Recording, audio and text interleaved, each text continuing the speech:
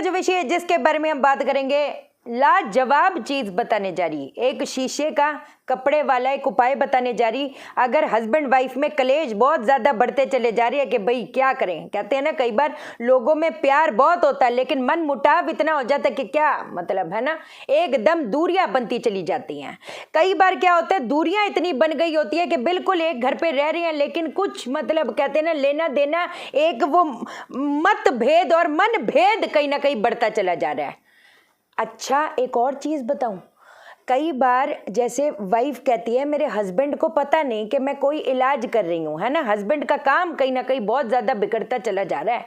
तो आज जो चीज बताने जा रही हूं 100% नहीं 10,000% कर देगा बेड़ा पार, बदल जाएगी दशा की दिशा, पक्की बात है, जानेंगे हम इस वीडियो में। लेकिन इससे पहले नमस्कार दोस्तों, मैं शाना सेठ, कैसे आप दोस्तों वीडियो के माध्यम से मेरी हर कोशिश कि आपकी जिंदगी बेहतर, सुंदर, माइंड ब्लोइंग, मन ब्लास्टिंग था बन जाए जबरदस्त वाली। कैसे हो मेरे पाशा लोगों? अरे एक हवन भी बताना है। मैं ना एक आपको बात बता देती हूँ, हमेशा मैंने एक चीज़ समझाई है ना, लोग कहते हैं जैसे नज़र हो गया, ये जो नेगेटिव ऊर्जाएं होती हैं, चाहे वो नज़र कह लो, करी कराई चीज़ कह लो, ये चीज़ें भाई होती हैं, है ना, हमेशा आपको समझाया। और ये तो एक ऐसी चीज़ है जो पहाड़ को भी फाड़ डाले। एक तो मेरे को उसका भी इलाज बताना है, आज रात को करवाती हूँ ये चीज़, वाकई में कह के चल रही हूँ। अगर हाथ खड़े हो गया ना और समझ नहीं आ रहा करे तो करे क्या। कई बार अजीब सी बीमारी, अजीब सा बीमार फील होता है, अचानक से एक्सीडेंट्स हो रहे हैं, अचानक से नुकसान हो रहे हैं, अचानक से इतना फाइनेंशियल लॉसेस। अगर आज से 2 महीने पहले कहते ना मुड़ के देखो तो कहते ना रूह कांप जाए कि ये हुआ तो हुआ क्या था, मतलब तितर पितर अगर सारी चीजें हो रही हैं। जबरदस्त है, जबरदस्त है।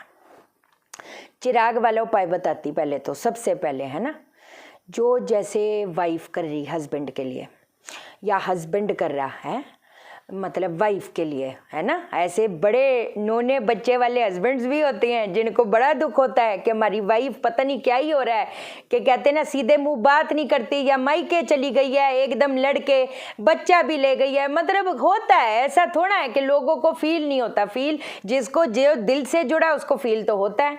अब कई बार आपकी खुद की भी गलती होती है, कई बार मैंने हमेशा एक चीज़ आपको समझाई है ना, कई बार कहते ना लोग रो रो के फ़ोन करते हैं, शाइना जी कुछ कर दो कि वो मेरे से कहते हैं ना मुझे माफ़ कर दे। जब उन्होंने पहले कंसल्टेशन ली थी तब समझाया था कि भाई अपनी नेचर में सुधार कर लो, झंडे गाड़ने की ज़रूरत नहीं है, आज तो माफ़ी मांगने आ रहा है कल को माफ़ी मांगने भी नहीं आएगा, फिर रोगे एक दिन।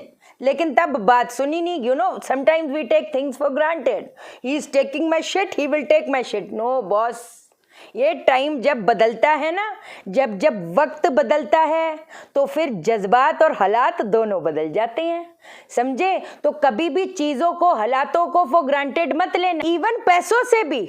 आज अगर कहते हैं ना एक आपने एक लो पीरियड देखा जब पैसा आया तो इतने उड़ने मत लग जाओ और इतना ज़्यादा फालतू की चीज़ों में स्पेंड मत करने लग जाओ, क्योंकि प्लेनेट वही का वही रहता है। जब वो घूम कर दशा आएगी फिर कहते हैं ना मुंह की पटकी खाओगे तो क्या फ़ायदा, क्या फ़ायदा। कपड़ा लेना है, कपड़ा ले लो, है ना, कोई भी पहना हुआ कपड़ा होना चाहिए, धोना नहीं है। अगर वाइफ हस्बैंड के लिए भी कर रही है कि बेचारा हस्बैंड का भी काम भी इतना ज़्यादा बिगड़ता चला जा रहा है कि क्या ही बोले।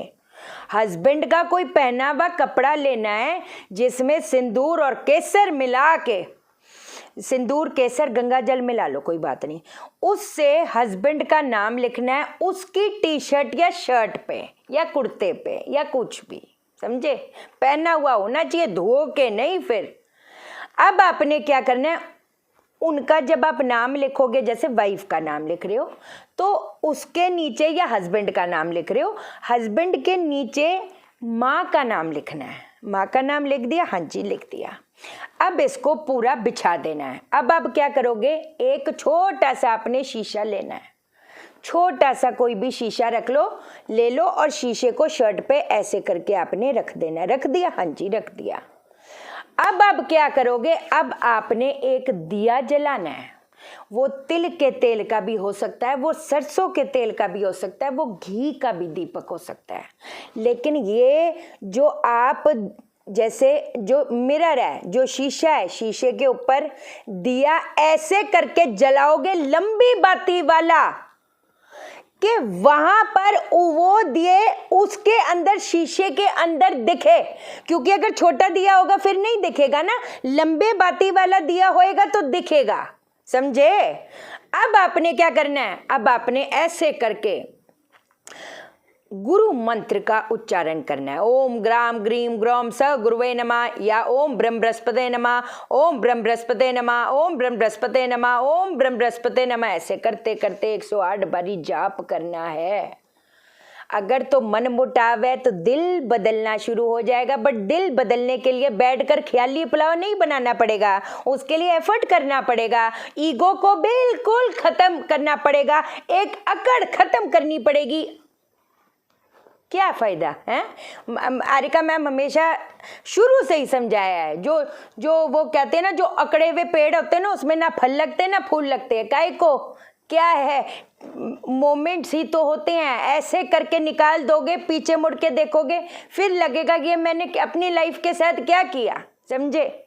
तो ये प्रयोग अगर आप करते हो, जब तक कि एकदम बढ़िया मामला ना हो जाए, काम के लिए भी, हस्बैंड के काम के लिए या वाइफ के काम के लिए कुछ मूवमेंट दिखाई ना दे जाए, कर लो। एक माला ही तो करनी, ऐसी कौन सी लंबी चौड़ी बात है। एक और चीज आपको बताती हूँ, गाय का उपला ले लो, ठीक है? वो जो मैं आपको बता रही थी, जितनी भी वो ऊर्जाएं हैं जो हमारे आभा मंडल को, कहते हैं ना, हमारे पर्सनल स्पेस को कहीं ना कहीं छिन भिन कर रही है, तो क्या करेंगे? जब तहस नहस हो रहा है तो क्या करेंगे?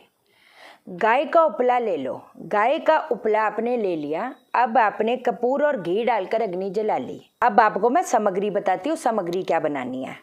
आम के पत्ते हो गए, नीम के पत्ते हो गए, काली उड़द की दाल हो गई, तिल हो गया। ये आपकी सामग्री बन गई।